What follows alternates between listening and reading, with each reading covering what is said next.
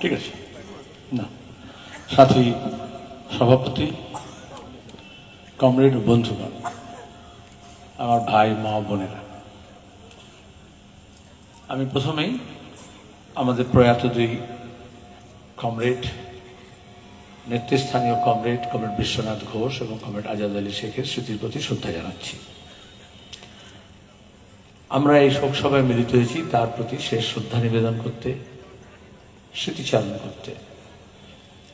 আমাদের party CPIM, ভারতের communist party মার্ক্সবাদী, বা আমরা কমিউনিস্টরা যখন কাউকে স্মরণ করি, সেটা শুধু চোখে জল ফেলার জন্য নয়, শোক গাঁথার জন্য নয়। তারা যে জীবন যাপন করেছেন, যে লক্ষ্যে, যে কাজকর্মের মধ্য দিয়ে, যে পথে তারা চলেছেন, যে অভিমুখে তারা চলেছেন, সেটাকে আমরা স্মরণ করি। এখানে শোক প্রস্তাবেও সেই কথাগুলো বলা হয়েছে।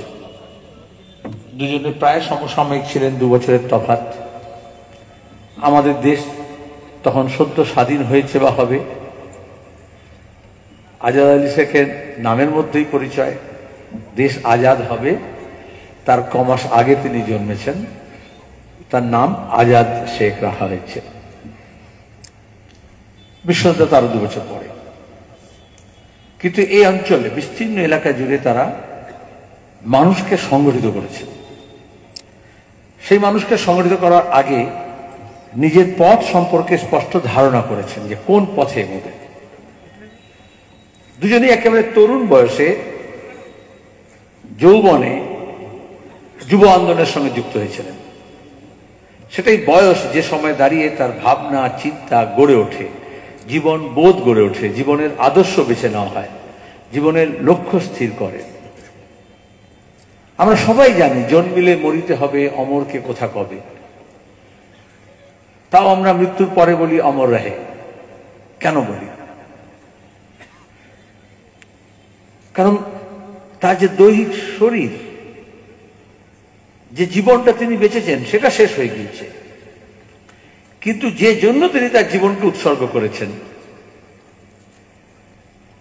জীবনে চলার পথ যেটা বেছে নিয়েছিলেন, যে আদর্শে তিনি বিশ্বাস করেছিলেন, এবং সেই আদর্শে তিনি যে সমস্ত মানুষজনকে সংগঠিত করেছিলেন, সংগঠন তৈরি করেছিলেন, যে আন্দোলন সংগ্রাম পরিচালনা করেছিলেন, যে দাবি দাওয়াগুলোকে সামনে রেখেছিলেন, যে দাবি দাওয়ার পেছনে আরো অসংখ্য মানুষকে মিছিলে, মিটিংয়ে, সভায়, সংগঠনে, কৃষক হোক, ক্ষেত মজুর হোক, ছাত্র যুব হোক, মহিলা হোক, কর্মচারী হোক, ছোট ব্যবসায়ী হোক, দোকানদার হোক, মজুর হোক, পরিযায়ী শ্রমিক হোক, তাদেরকে উদ্বুদ্ধ করেছিলেন।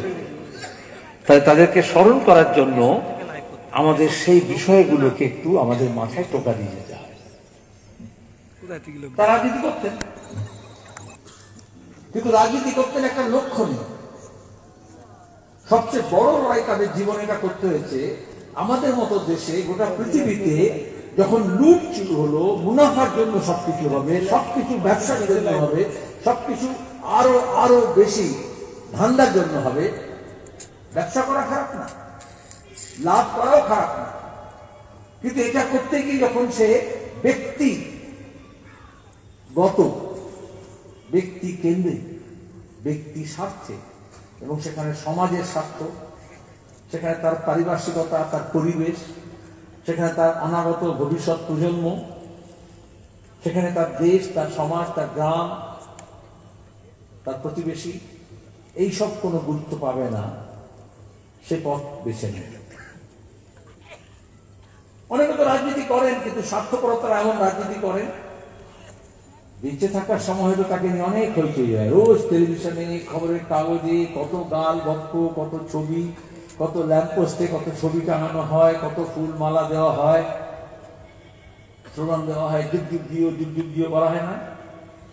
কিন্তু আমরা জানি কোনো মানুষই যুগ যুগ দিও থাকে, যুগের পর যুগ কখনো বেঁচে থাকে।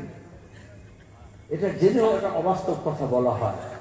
এজন্য আমরা কমিউনিস্ট পার্টির লোকজন প্রসঙ্গে কখনো কোনো নেতার জীবদ্দশায় যুগ যুগ দিও এই স্লোগানটা দিই না। এখানে হচ্ছে বামপন্থী এবং দক্ষিণপন্থীর মধ্যে প্রথম তফাৎ। যেটা এই বস্তুগত ব্যাপার, বাস্তব বুদ্ধি। আমরা সবাই জানি, যেটা বললাম, জন্মিলে মরিতে হবে। তাহলে কেন বলবো যুগ যুগ দিয়ে? তাহলে আবার প্রশ্ন আসে, তাহলে মরে গেলে কেন বলবো অমর রহে? কারণ তার কাজ কর্মের মধ্যে সে অমর থাকবে, তার স্মৃতির মধ্যে সে অমর থাকবে। যে বিপ্লবের স্বপ্ন দেখেছিল, সেই বিপ্লবকে সফল করার জন্য আরো বহু মানুষ যারা জড়ো হবে, যে শোষণীয় সমাজের কথা বলা হয়েছিল, যেটা ওরা বিশ্বাস করতেন, যেখানে একটা ধর্মের ভিত্তিতে, জাতির ভিত্তিতে, ভাষার ভিত্তিতে, এলাকার ভিত্তিতে, সম্পদের ভিত্তিতে, বর্ণের ভিত্তিতে, লিঙ্গের ভিত্তিতে, পোশাকের ভিত্তিতে, খাদ্যের ভিত্তিতে একজন মানুষের উপরে আরেকজন মানুষকে, একটা সমাজের উপর আরেকটা সমাজ, একটা কমিউনিটির উপরে আরেকটা কমিউনিটি কখনো তার নিজেরটা চাপিয়ে দেবে না। শোষণহীন সমাজ মানে তো তাই, একটা আইডিয়াল সমাজ, একটা আদর্শ সমাজ। আমরা আজও সেটা তৈরি করতে পারি না, কিন্তু তার জন্য বেঁচে থাকতে হয়, তার জন্য লড়ে যেতে হয়। বামপন্থা এই জন্যই আজীবন সে মানুষ টিকে থাকে সেই পথে, কারণ সেটাকে তাকে গ্রহণ করতে হয় বিশ্বাসের মধ্যে, উপলব্ধির মধ্যে। দ্বিতীয় প্রশ্ন হচ্ছে, যখন রাজনীতি করা হয় তখন বলা হয়, না না, এই নীতির দরকার নেই, আদর্শের দরকার নেই, লক্ষ্যের দরকার নেই, লেগে পড়ো, ভেগে পড়ো, কে কি দিচ্ছে দেখো। এই যে দল বদল হয়, তাই তো, যারা একসময় দল বদল করে, পরে তারপর জেল বদল করে, এই জেল থেকে ওই জেলে যায়, ওই জেল থেকে এই জেলে যায়। কেন করে? ওই ব্যক্তি স্বার্থ। বলার সময় বলবে যে আমি আরো ভালো করার জন্য, উন্নয়নের জোয়ারের জন্য গেলাম। তাহলে কি বিশ্বনাথ ঘোষ, আজাদ আলী শেখ উন্নয়ন চাইছিলেন না?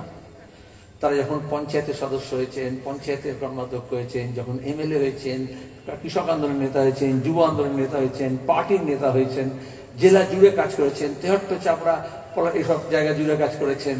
তারা চাননি যে মানুষের খাদ্য, বস্ত্র, বাসস্থান, শিক্ষা, শিক্ষালয়, বিদ্যালয়, এগুলোর উন্নতি হোক, রাস্তাঘাট, সেচ তার ব্যবস্থা হোক। এই জন্য তো লড়াই করেছেন। তার জন্য কি খুব ঢাক ঢোল পিটিয়ে বিকাশ বলে ছবি লাগাতে হয়েছে? উন্নয়নের জোয়ার হচ্ছে বলে কি ঢাক ঢোল পেটাতে হয়েছে? অনেক মোশাহেদকে নিয়ে ঘুরতে হয়েছে। একজন শ্রীচরণ করতে গিয়ে বললেন যে তার শেষক বার্তায় লেখা আছে, তাদের সাদা সুদে জীবন, সাধারণ হয়ে। আমাদের দেশে এখন আছে তৃতীয় বিষয় এসে, রাজনীতি করতে গেলে, ক্ষমতা দেখাতে হলে, ক্ষমতা পেতে হলে তাকে অসাধারণ হতে হবে।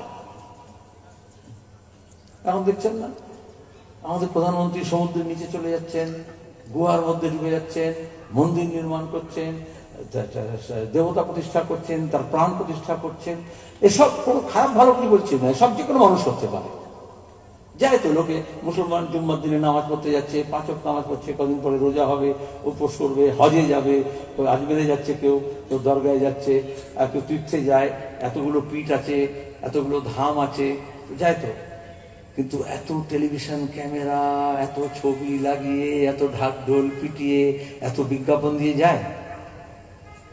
কারণ গণতন্ত্রের প্রথম ধারণা হচ্ছে যে আমরা সবাই সমান। আমাদের সংবিধান তাই বলেছে, সব মানুষ সমান, এটাই তো বলা হয়েছে। যখন রাজা রানীরা ছিল তখন এরকম ছিল, একজন রাজা রানী আছে, সম্রাট আছে, সম্রাজ্ঞী আছে, তখন তার পেছনে কেউ একজন ছাতা নিয়ে ঘুরতো এদিকে ওদিকে, তখন দেউড়ি নিয়ে থাকতো, কেউ মোশাহেদ থাকতো, কেউ সাঙ্গফাঙ্গ থাকতো, জমিদার ওরকমের গোমস্তা থাকতো, নায়েক থাকতো। তারপরে তারা অসাধারণ, এটা বোঝাতো যে তাদের একটা লেখেল বাহিনী আছে, তাদের একটা বাহিনী আছে, হাতির উপরে উঠবে, তারপর হাওদা থাকবে। সেটা গণতন্ত্র নয়, সেটা রাজতন্ত্র। তাহলে আজকে রাজতন্ত্র নেই, গণতন্ত্র আছে, এই জন্য আমরা লড়াই করেছি, স্বাধীনতা হয়েছে। নাহলে আগে ব্রিটিশের রাজা, ব্রিটিশের রানী আমাদেরকে দেশ শাসন করতো। তার আগে মুঘল সম্রাট ছিল, তার আগে সুলতান ছিল, তার আগে সম্রাট অশোক ছিলেন, বিক্রমাদিত্য ছিলেন, চন্দ্রগুপ্ত ছিলেন, পৃথিবীর সব দেশে ছিল। যুদ্ধ জয় হতো, দেশ জয় করতো, তারপরে তারা নিজের নিয়ম কানুন লাগু করতো। এখন তো সংবিধান আছে, এটাই তো গণতান্ত্রিক দেশ। তাহলে এই গণতন্ত্রকে মেনে নিতে হলে তার মধ্যে কেউ পঞ্চায়েত মেম্বার হবে, কেউ প্রধান হবে, কেউ জেলা কমিটি, জেলা পরিষদের সদস্য হবে, কেউ জেলা সভাধিপতি হবে, কেউ এমএলএ হবে, কেউ এমপি হবে, কেউ মন্ত্রী হবে, কিন্তু সবাই সমান। এই দক্ষিণপন্থী হলে সবাই সমানটা মানা হয় না, তখন সে একটু আলাদা। তখন দেখবেন প্রথমে একটা করে একটা গলায় একটা গলবস্ত্র ঢোকায়, নানা রঙের দেখবেন থাকে না, যে ভিড়ের মধ্যে থেকে সে যাতে আলাদা। তারপর হচ্ছে তাকে আলাদা রকমের কিছু করে একটা তিলক লাগাতে হয়, নাহলে একটা পাগড়ি লাগাতে হয়, হ্যাঁ, নাহলে একটা বড় জব্বা পড়তে হয়, নাহলে একটা আচকান পড়তে হয়। কেন পড়তে হয়? যে সাধারণ গ্রামবাসী, সাধারণ ক্ষেত মজুর, সাধারণ দিন মজুর, সাধারণ দোকানদার, সাধারণ ব্যবসায়ী বাজারে হাটে মাঠে যখন যাচ্ছে, বাসে স্টেশনে এয়ারপোর্টে যখন যাচ্ছে, তাহলে অন্যদের থেকে সে একটু আলাদা। এই আলাদা করার জন্য নানান কসরত করতে হয়। আসলে কিন্তু সে যে নেতা বা নেত্রী, সে নিজের বৈভব দেখানোর জন্য, নিজের গাম্ভীর্য দেখানোর জন্য, নিজের ঐশ্বর্য দেখানোর জন্য, নিজের ক্ষমতা জাহির করার জন্য সে যে একটু আলাদা কিছু, সেটা জাহির করতে হয়, জাহির। আর মানুষকে তাহলে যাদের ওপরে জাহির করছে তাদেরকে কি করে? তাদেরকে কিন্তু তারা আলাদা। আজাদ আলী শেখ আলাদা, বিশ্বনাথ ঘোষ আলাদা, মোহাম্মদ সেলিম আলাদা, সুমিত দে আলাদা, নারী আলাদা, পুরুষ আলাদা, গ্রামের লোক আলাদা, শহরের লোক আলাদা, কে মাছ খায় কে মাছ খায় না, কে আমিষ কে নিরামিষ সে আলাদা, কে লুঙ্গি পরে কে ধুতি পরে সে আলাদা, কে টিকি রাখে কে দাড়ি রাখে সে আলাদা, কে পাজামা পরে কে ধুতি পরে তা আলাদা। এটাকে বলে আদারিং। আদারিং, আদার ইংরেজিতে বলে না, আদার মানে অন্য, আমরা বলি অন্যান্য। কিন্তু এটা হচ্ছে একটা রাজনৈতিক তত্ত্ব। গোটা বিশ্বে এই দক্ষিণ পন্থার উত্থান মানে হচ্ছে তারা বলে এটাকে আলাদা আলাদা করতে হবে। এই যেখানে আপনারা একটা ঘিরে দিয়েছেন, শোক সভায় সবাই এসছেন, এখানে সবাই সমান, কেউ পাথরে যে, কেউ দাঁড়িয়ে আছে, কেউ চেয়ারে আছে, যতটা যা সামর্থ্য হয়েছে। কিন্তু এখানে কেউ কারোর সঙ্গে আলাদা না।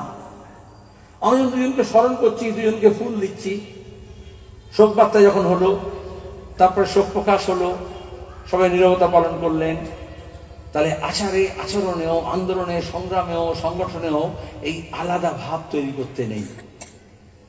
এটাকেই বলে সাম্য, এটাকেই বলে সমতা। তাহলে ওরা দুজন তাদের জীবনে এই সাম্য চেয়েছিলেন, সমতা চেয়েছিলেন। এই সাম্যতা এবং সমতা চাওয়া মানে হচ্ছে আসলে মানুষের অধিকারকে স্বীকার করা, মানুষকে মানুষ বলে জানা। যারা অমানুষ হয়, যারা বর্বর হয়, যারা অত্যাচারী হয়, তারা কিন্তু মানুষকে মানুষ মনে করে না। আর এই জন্যই সাধারণ মানুষ থেকে তাকে আলাদা হতে হয়। আর সাধারণ মানুষকে সে আবার আলাদা করে, কারণ এই সব মানুষ যদি একসঙ্গে হয়, তাহলে এই যে গলায় ফেটটি পরে ঘুরছে, সেই ফেটটিটা ধরে বলবে, বলো আমার চাকরি নেই কেন? কেন একজনের মাদ্রাসায় বা স্কুলে চাকরি হওয়ার কথা ছিল, পরীক্ষা দিয়েছিল, যোগ্যতা হয়েছিল, কিন্তু তাকে নিয়োগ কেন করা হলো না? কেন তার চাকরি টাকার বিনিময়ে নিলাম করে দেওয়া হলো, বাইরে বেচে দেওয়া হলো? কেন একজনের রেশন চুরি করে নিয়ে, যে রেশন মন্ত্রী ছিল, খাদ্য মন্ত্রী ছিল, সে হাজার হাজার কোটি টাকা এদিকে ওদিকে পাচার করলো? কেন শিক্ষামন্ত্রী তার খাটের তলায় তার বান্ধবীর ঘরে এত কোটি টাকা জমা করলো? অথচ কেন আমার স্কুলে, আমার মাদ্রাসায় শিক্ষক নেই কেন? কেন আমাকে আমার স্কুলে, যেখানে আমরা পড়েছি, যেখানে আমার ছেলেমেয়েরা পড়ার কথা, সেখানে শিক্ষক না থাকার ফলে কেন আমাকে প্রাইভেট স্কুলে টাকা খরচা করে পড়াতে হচ্ছে? কেন দাঁড়িয়ে যেখানে হেলথ সেন্টার আছে, যেখানে হাসপাতাল আছে, সেখানে কেন চিকিৎসার ব্যবস্থা নেই? থাকলে চিকিৎসক নেই কেন? চিকিৎসক থাকলে নার্স নেই কেন? কেন সেখানে উপাচার নেই কেন? অপারেশন করতে হলে অপারেশনের ডেট পাওয়া যাবে না কেন? বেড পাওয়া যাবে না কেন? কেন আমাকে প্রাইভেট জায়গায় গিয়ে নিজের পকেট থেকে ঘটি বাটি বিক্রি করে কেন চিকিৎসা পেতে হবে? এটাই তো তফাৎ, এটি হচ্ছে অধিকার। বামপন্থা মানে হচ্ছে এই অধিকার। এরা সারা জীবনেই অধিকার প্রতিষ্ঠা করতে চেয়েছিলেন। আর অন্যদিকে কি বলা হচ্ছে, তোমার এই অধিকার কেড়ে নেওয়া হবে। ধরুন আমরা বলেছি শিক্ষার অধিকার, তার মানে সকলের জন্য শিক্ষা। সে হিন্দু হতে পারে, মুসলমান হতে পারে, এই বাংলাতে জন্মে থাকতে পারে, ওই বাংলা থেকে আসতে পারে, সে বাঙালি হতে পারে, অবাঙালি হতে পারে, সে তপশিলি জাতি হতে পারে, আদিবাসী হতে পারে, মুসলমান হতে পারে। কিন্তু আমার যখন বামপন্থীরা বলবে, বিশ্বনাথ ঘোষ এখন লড়াই করেছেন, তখন বলেছেন সকলের কাজ, সকলের শিক্ষা, সকলের উন্নয়ন। যারা এটা চায় না তারা বলবে প্রথমে আমারটা হোক, আর তারপরে শুধু নিজেরটা হলে তো খুব বিপদ আছে, তখন বলবে আমার ধর্মের লোকের হোক। আমার জাতের লোকের হোক, আমার বংশের লোকের হোক, আমার ভাষার লোকের হোক, এইভাবে আলাদা করা হয়। তাদের ওপরটা হয় না। যারা জাত পাত ধর্ম বর্ণের নাম করে রাজনীতি করেছে, সংগঠন করেছে, আন্দোলন করেছে, লড়াই করেছে, দাঙ্গা করেছে, দেশ বানিয়েছে, তারাও কিন্তু তার নিজের ধর্মের, নিজের জাতের, নিজের বংশের খুব একটা উন্নয়ন করেনি। তখন সে বলবে আমার নিজের ছেলে, আমার নিজের মেয়ে। প্রথমে ছেলে বলবে, মেয়ে বলবে না। যদি ছেলে না হয় তাহলে মেয়ের প্রশ্ন আসবে, আর যদি তারপরে ছেলে মেয়ে না থাকে তাহলে ভাইপোকে খুঁজবে, ভাইজিকে খুঁজবে। তাও প্রথমে ভাইজিকে খুঁজবে না, প্রথমে ভাইপোকে খুঁজবে, তারপরে ভাইপো যদি না হয় ভাইজিকে খুঁজবে। তাহলে আসলে হচ্ছে এইটা হচ্ছে স্বার্থপরতা। তাহলে বিশ্বনাথ ঘোষকে এবং আজাদ আলী শেখকে আমরা এতজন জড়ো হয়েছি এই জন্যই শ্রদ্ধা জানাতে, তাকে স্মরণ করতে, যে তারা যে রাজনীতি করেছেন সেখানে স্বার্থপরতার জায়গা ছিল না, সেখানে এই সামাজিক স্বার্থ সকলের। তাহলে শুধু সবাই সমান এটা বললে হয় না, তার আন্দোলন সংগ্রাম, সংগঠন, আচার ব্যবহার, কথা বার্তা, লড়াই, সবের মধ্যে যদি প্রশাসনে যায় তাহলে প্রশাসনের মধ্যে থেকেও এই সকলের জন্য সমান দৃষ্টি রাখতে হয়। সেটা যারা করে না, তাহলে বামপন্থীরা বলবে খাদ্যের অধিকার চাই, তার মানে সবার খাদ্য চাই, তাই তো? সবার জন্য আমরা কি বলতাম, সার্বজনীন বন্টন ব্যবস্থা করতে হবে, পিডিএস। 14টা নিত্য প্রয়োজনীয় জিনিসের দাম বেঁধে দিতে হবে, তাই তো বলা হতো। বামপন্থী মানে তাই ছিল তো। দক্ষিণপন্থীরা হলো কেন না, মানে যার রেস্তো আছে সে কিনবে, যার রেস্তো নেই সে কিনবে না। তাহলে সেটা অধিকার হলো না। অধিকার মানে হচ্ছে সবার জন্য, তারপরে কেউ নিল না নিল না আলাদা কথা। এটা বুঝে নিতে হবে। বামপন্থা মানে হচ্ছে যখন আমরা বলি তখন খাদ্যের অধিকার। দক্ষিণপন্থীরাও খাদ্যের কথা বলছে, কিন্তু বামপন্থীরা খাদ্য বলা আর দক্ষিণপন্থীরা খাদ্য বলার মধ্যে তফাৎ আছে। শুধু খাদ্য চুরি নয়, শুধু রেশন চুরি নয়, শুধু জ্যোতিপ্রকাশ মল্লিকের কি বলে জ্যোতি, সে প্রিয় কি করে আমি জানি না, আজকাল এরকম চোর চরিত্রও প্রিয় হয়ে যায় অনেকেই। হ্যাঁ, এইসব যা সন্দেশ খালি হচ্ছে, যা ঘটনা হচ্ছে দেখছেন তো, অন্যায় করে। হ্যাঁ, ওটা ভালো বলেছে, এক কথায় বালু বলে দাও। আচ্ছা বলেন তো, বাংলা ভাষা কি সুন্দর ছিল। আমরা বালু বলতে বলতাম বালু চোরি শাড়ি, তাই তো? এখন বালু চোরি কেউ বলে না, এখন বালু চোর বলে। তফাৎ হয়ে গেছে অনেক।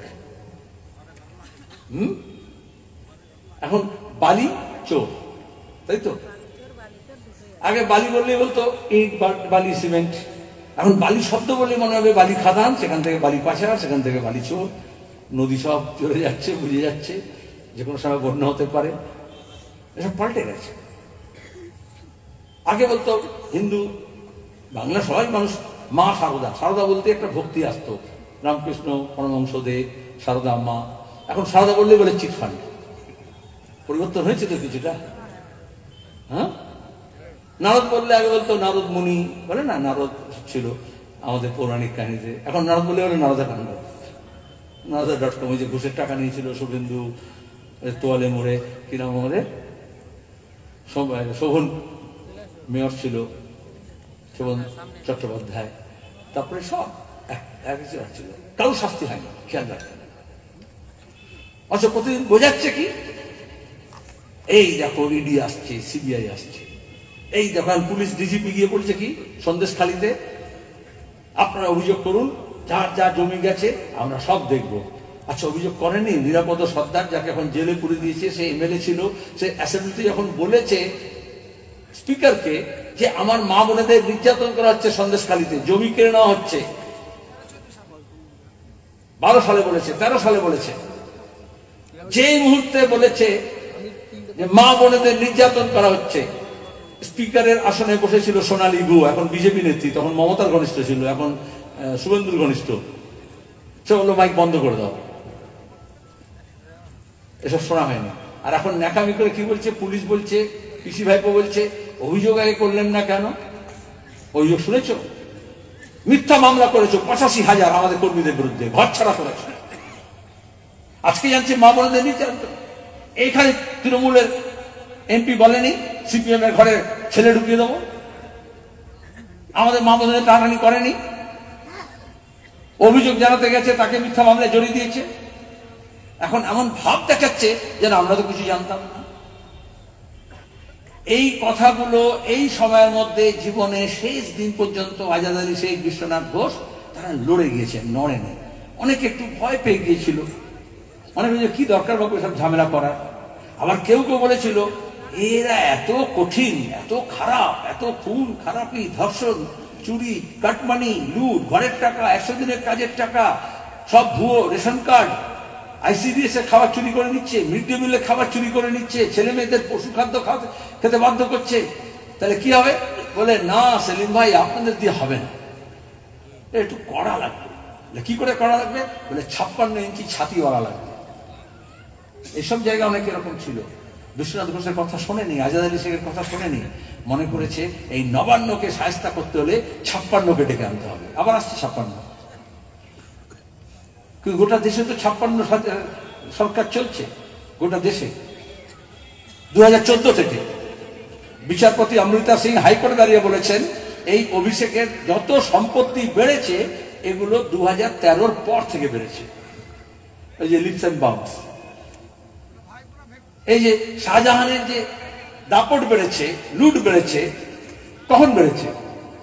হিন্দিতে বলে সাইয়া ভাই কোতওয়াল ডর কাহেকা। যদি থানার আইসি যদি নিজের হয়ে যায় তখন অনেক বেশি দাপট দেখানো যায়। তাহলে গোটা দেশের বিশ্বগুরু সে যখন নিজের ঘরের লোক হয়ে যায় তখন বুকের পাটা বেড়ে যায়, আরো বেশি করে করতে পারে। এবার কি বলছে? বলে দেখো 56 দিয়ে হলো না, 356 দিয়ে হবে। রাজ্যপাল আছেন, রাজভবন আছেন, তাহলে 356 হবে, তারপরে একদম সব ঠিক হয়ে যাবে। বলছে না? আমাদের বলতে হবে এই বিশ্বনাথ ঘোষ, আজাদ আলী শেখের শিক্ষায় যদি আমরা শিক্ষিত হয়ে থাকি যে কোনো 56 পারবে না, কোনো 356 লাগবে না।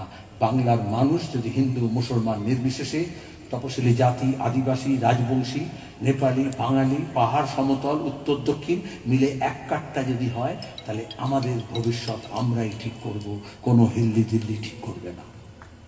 এখানে হচ্ছে ঐক্যের কথা। আর ওরা এই ঐক্যকে ভয় পায় বলে তখন মন্দির মসজিদ, হিন্দু মুসলমান কে কি খাচ্ছে, কে মুরগি খায়, কে গরু খায়, কে ছাগল খায়, কে কিচ্ছু খায় না। আচ্ছা, কারুর কথা এটা?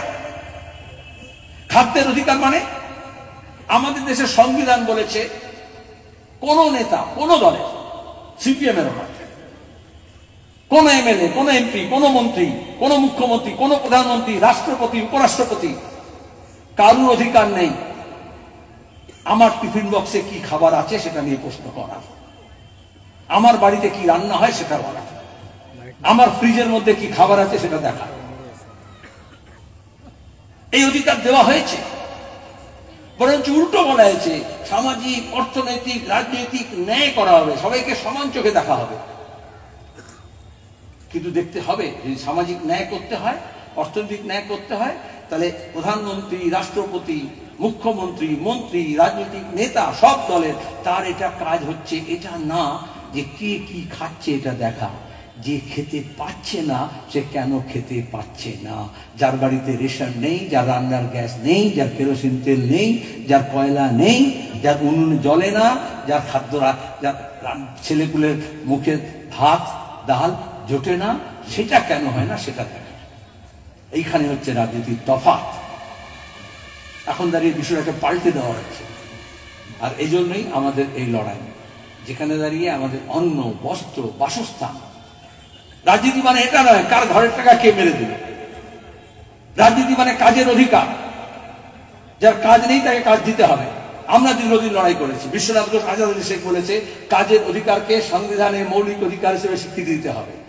আমাদের যখন 100 মতো MP বামপন্থীদের, তখন দাঁড়িয়ে আমরা পার্লামেন্টে বলেছি সরকারকে, প্রথম আইন করেছে তখন মানরেগা হয়েছে, যেটা হচ্ছে রোজগার গ্যারান্টি আইন, 100 দিনের কাজ।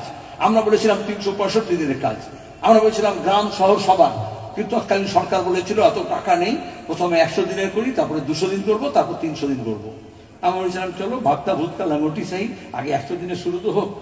তারপর যেদিন থেকে বললো বামপন্থী থাকবে না, পঞ্চায়েতে পুরসভায় MLA MP থাকবে না, শূন্য হয়ে যাবে, সেদিন থেকে আর পার্লামেন্টে কেউ 100 দিনের আইনটা 200 দিন কেন হলো না এটা আর কেউ বলছে না। তখন দাঁড়িয়ে ওই যে জব কার্ড আছে সেটা কিভাবে ভুয়ো কার্ড করা যাবে, যেমন রেশন কার্ড ভুয়ো করা হয়, যেমন দাঁড়িয়ে তোমার গিয়ে ভোটার কার্ড ভুয়ো করা হয়, সেরকম টাকা মারতে হবে। দুজনেই করেছে, কেন্দ্র সরকার রাজ্য সরকার দুজনেই দায়ী। আইনে বলা হয়েছিল রোজগার গ্যারান্টি, তাহলে যার কাজ নেই তাকে কাজ দিতে হবে, যে কাজ করেছে তাকে টাকা দিতে হবে, আর যদি টাকা না দাও তোমাকে জেল যেতে হবে। এখন বিজেপি বলছে আমরা টাকা দেবো না কারণ তোমরা চুরি করেছো। আরে চুরি করেছো তো কেস করো, চোর ধরো। আমরা বললাম চোর ধরো, জেল ভরো। বলে না, সেটা ধরবো না, কিন্তু যে কাজ করেছে তার টাকা বন্ধ করে দেবো। টাকা কি করে বন্ধ করবে? বলে না, তোমার আপনাদের মনে আছে যেমন বললাম ভুয়ো ভ্যাকসিন, ভুয়ো রেশন কার্ড, এখন তো বলছে ভুয়ো আধার কার্ড। যখন আধার কার্ড হয়েছিল তখন আমরা বলেছিলাম যে তোমরা এটা কেন করছো? বললো না, এটা নাগরিকতার সঙ্গে সমস্যা নেই, এই যে এতগুলো সরকার কাজ করে এগুলো সব সরকারের কাছে তথ্য থাকবে। ওরা বললো প্রথমে আধার কার্ড হলে এত রকমের নাম্বার কার্ড মনে রাখতে হবে না, একটা হলে হবে। অত পাসপোর্ট, এত ব্যাংকের নাম্বার, এত মোবাইলের নাম্বার, এত হচ্ছে তোমার সব আলাদা আলাদা কাগজ দরকার নেই, একটাতেই হয়ে যাবে। এটা কিন্তু আধার মানে তাই, ইউনিক আইডেন্টিটি, নাম হলো ইউনিক আইডেন্টিটি। তারপরে মোদী সরকার এসে বললো, নতুন আইন করে দিল, আইন করে বললো তোমার ফোনের সঙ্গে আধার লিঙ্ক করো, তোমার রেশন কার্ডের সঙ্গে আধার লিঙ্ক করো, তোমার জব কার্ডের সঙ্গে আধার লিঙ্ক করো, তোমার ব্যাংক অ্যাকাউন্টের সঙ্গে আধার লিঙ্ক করো।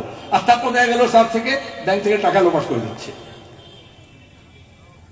আমরা কোর্টে গেলাম, কোর্ট বললো এসব তুই করতে পারবে না, তাও শোনেন। আর এখন দেখছেন নোটিশ পাঠাচ্ছে যে আপনি এদেশে আছেন কেন, আপনার আধার কার্ড বাতিল করা হবে। তাহলে দেশে থাকার সঙ্গে আধার কার্ডের সম্পর্ক? আসলে ওই যে নাগরিকতা আইন, সেই বলেছিল अमित शाह, क्रोनोलॉजी समझिए, पहले सीए आएगा, फिर एनपीआर आएगा, फिर एनआरसी होगा। এখন আবার যে ভোট এসছে, আবার ওদিকে শান্তনু ঠাকুর বলছে নাগরিকতা আইন আনবো, লাগু করবো, আর এদিকে মমতা বলছে দেখে নেবো কি করে হয়। ও বলছে আধার কার্ড বাতিল হচ্ছে, আমরা বলছি চলবে না, এখন বন্ধ করেছে, কিন্তু আইনে ফাঁকটা আছে। আধার কার্ড আমরা মানিনি, মোদী করেছে, কিন্তু মমতাও মেনেছে। আর এই জন্য এখন কি বলছে, শান্তনু ঠাকুর বলছে আমি তোমাকে আমার কার্ড দিয়ে দেবো, মমতা বলছে আমি তোমার আধার কার্ড দিয়ে দেবো। এটা কি বাচ্চার চকলেট নাকি? ঠিক আছে, তোমার ললিপপ হারিয়ে গেছে, চকলেট পড়ে গেছে, ঠিক আছে আমি তোমাকে একটা বাজার থেকে কিনে দিয়ে দেবো। এইটাকে এইভাবে খাটো করা হচ্ছে। যেমন ধর্ষণ যখন হয়, লুট যখন হয়, যেমন বলে ছোট ঘটনা, সাজানো সামান্য ঘটনা, এটাকে সামান্য ঘটনা হচ্ছে। আসলে আমাদের দেশের এই যে মানুষ, তাকে যে আলাদা করার কথা বললাম, ভাগ করার কথা বললাম, এই ভাগ করার নাম করে নাগরিকতা আইন নিয়ে এসে কিছু লোককে বেনাগরিক করতে চাইছে। কঠিন। তাহলে কি বললো, এই মুসলমানরা সব বাংলাদেশ থেকে এসছে, এরা লুঙ্গি পরে, এরা কলমা পরে, এদেরকে তাড়িয়ে দেবে। আমাদের কিছু লোকজন বললো খুব বগল বাজালো, খুব ভালো, মুসলমানরা চলে যাবে, তাদের হাঁস মুরগি ছাগল গরু ভেড়া যা আছে জমি জমা সব পেয়ে যাবে। আমরা তখনই বলেছিলাম, যেদিন দিলীপ ঘোষ বলেছিল যে 2 কোটি লোককে তাড়িয়ে দেবো, এত সহজ। দেখবেন এই শাহজাহান যাকে বলছে এখন ধরো, প্রথম দিন যখন বাইরে এলো, বিজেপি বললো কি, বললো বাংলাদেশ। তারপর দেখলো আজকাল বাংলাদেশি বললে অত ঘৃণা হবে না, তাহলে বললো না রোহিঙ্গিয়া। তারপরে রাজভবন থেকে আরম্ভ করে সবাই বললো আচ্ছা নৌকা থেকে ওই পাশ থেকে এসছে নিশ্চয়। তার মানে কি, তৃণমূলকে বাঁচাচ্ছে, বিজেপি বাঁচাচ্ছে। তৃণমূলের মধ্যে গুন্ডা থাকতে পারে, ধর্ষক থাকতে পারে, লুটেরা থাকতে পারে, জমিচোর থাকতে পারে, ওটা বিশ্বাস করে না, বলে ও ওই পাড়া থেকে কেউ এসেছিল। অনেক সময় এরকম আমার মায়েরা ক্ষমা করবেন, অনেক সময় পাড়ায় যখন বাচ্চারা ঝগড়া করে না, তখন কিছু মা থাকে বলে আমার ছেলে বাবা এরকম করতে পারে না। অনেক সময় যখন দাঙ্গা হাঙ্গামা হয়, তখন বলে এ পাড়ার লোক কেউ করেনি, অন্য পাড়া থেকে এসেছিল করতে। ওই রকম বিজেপি প্রথমে বললো এটা এ রাজ্যের তৃণমূল কেউ করতে পারে না, ওটা ওই ওখানে হাসিনা ওখান থেকে এসছে, বাংলাদেশ থেকে এসছে। কাকে বাঁচাচ্ছে? আমরা বারবার বলছি গোটা রাজ্য জুড়ে এই শুভেন্দু, এই মমতা, এই মুকুল একসঙ্গে মাওবাদীদের নিয়ে এসে এরকম মুক্তাঞ্চল তৈরি করেছিল। একসঙ্গে সবাই মিলে বলেছিল লাল হাটাও। কেন লাল হটবে? তাহলে একটা লুটের রাজত্ব তৈরি হবে, সেখানে লুটের বকরা হবে। যেমন পিসি ভাই এখন বলেছে 75 ভাগ কালীঘাটে পৌঁছে দাও, 25 ভাগ তোমার কাছে থাকবে। এটাকে বলে ফ্র্যাঞ্চাইজি পলিটিক্স। তাহলে যদি কালীঘাট 75 ভাগ নিলে তুমি 7 খুন মাপ, তাহলে মোদী আর অমিত শাহ কত নিচ্ছে ওটা থেকে, ওই 75 ভাগ থেকে, যে ওটা যত নেবে ওরা চোখ বন্ধ করে থাকবে, কোনো ব্যবস্থা নেবে না, মাঝে মাঝে তামাশা করবে। এই ভাগাভাগি রাজনীতি হচ্ছে। আর মানুষ যখন একসঙ্গে ঝাঁটা নিয়ে লাঠি নিয়ে বেরিয়ে আসছে, চোর ধরো, আমরা বলেছিলাম গ্রাম জাগাও চোর তাড়াও, যখন গ্রাম যাচ্ছে তখন ওরা ওটাকে হিন্দু আর মুসলমান করছে। আরে লুট যখন করেছে তখন শিবু হাজরা, উত্তম সর্দার আর শাহজাহান কোনো তফাৎ আছে? তাহলে তার বিরুদ্ধে যদি লড়তে হয় তাহলে কেন সুবিদ্দে আর মোহাম্মদ সেলিমের মধ্যে তফাৎ থাকবে? যখন মা বোনেরা বলছে নির্যাতনের বিরুদ্ধে আমরা একসঙ্গে, তখন তুমি কেন আলাদা করে দিচ্ছ এটা হিন্দু মহিলা এটা মুসলমান মহিলা? আসলে যখন লুটেরারা লুটের রাজত্ব বাঁচাতে চায় তখন তারা এই ধর্মের নামে ভাগ করে। আর এইভাবে সিএ এনআরসি কে ব্যবহার করা হয়েছে, আধার কার্ডকে ব্যবহার করা হয়েছিল যে মানুষের মধ্যে একটা ভয় ঢোকাবে। আর সেই ভয়ের পরে বলবে, তাহলে হিন্দুকে বলবে কে তোমাকে বাঁচাবে? মোদি বাঁচাবে। তাহলে মুসলমানকে বলবে কে বাঁচাবে? মমতা বাঁচাবে। এটাকেই বলে বিভাজনের রাজনীতি। গত নির্বাচনে এটাই তো হয়েছিল। যেই ভোট এসেছিল তখন সিএনআরসি নিয়ে তারস্বরে চিৎকার করেছিল, তারপরে যে ভোট হয়ে গেল খেল খতম, পয়সা হাজাম। আবার যে ভোট এসছে আবার আধার কার্ড নিয়ে, আবার সিএনআরসি নিয়ে, আবার মানুষের মধ্যে এই ভয় ঢোকানোর চেষ্টা করা হচ্ছে। মানুষ যখন আলাদা হয়ে যায়, একা হয়ে যায়, তখন সে ভয় পায়। যখন সে একসঙ্গে হয়ে যায়, এই সন্দেশখালীর সব মহিলা যখন একটা হয়ে গেছে তখন সে ভয় পায়নি। যখন সে আলাদা আলাদা ছিল তখন ভয় পেয়েছিল। এরা লাল ঝান্ডাকে এই জন্যই শেষ করতে চেয়েছিল, কারণ বিশ্বনাথ ঘোষ, আজাদ আলী শেখ, লাল ঝান্ডা এই মানুষগুলোকে একটা করেছিল। কে উদ্বাস্তু এসছে, কে বাংলার মানুষ, কে হিন্দু, কে মুসলমান, এই তফাৎ করা হয়নি। মানুষ যখন একসঙ্গে হয়েছে তখন তার অধিকার প্রতিষ্ঠা করেছে। তাহলে মানুষকে ভাগ করেছে যে তার অধিকার কেড়ে নেয়। আমরা এই জন্যই যদি এদেরকে শ্রদ্ধা জানাতে চাই, আমাদের একসঙ্গে থাকতে হবে, ঐক্যকে দৃঢ় করতে হবে এবং চোর লুটেরাকে তাড়াতে হবে, ধর্ষককে তাড়াতে হবে। চোর, লুটেরা, দুর্বৃত্ত, দুর্নীতিতে যদি বিরুদ্ধে লড়তে হয় সেখানে ধর্মের ভাগ দেখা যাবে না, সবাইকে একসঙ্গে হয়ে লড়তে হবে। এই শপথ নিয়ে তবে আমরা এদেরকে শ্রদ্ধা জানাতে পারবো। আমি আরেকবার কমরেড বিশ্বনাথ ঘোষ, কমরেড আজাদ আলী শেখের স্মৃতির প্রতি শ্রদ্ধা জানিয়ে আমার বক্তব্য শেষ করছি। ইনকলাব জিন্দাবাদ। কমরেড বিশ্বনাথ ঘোষ আমার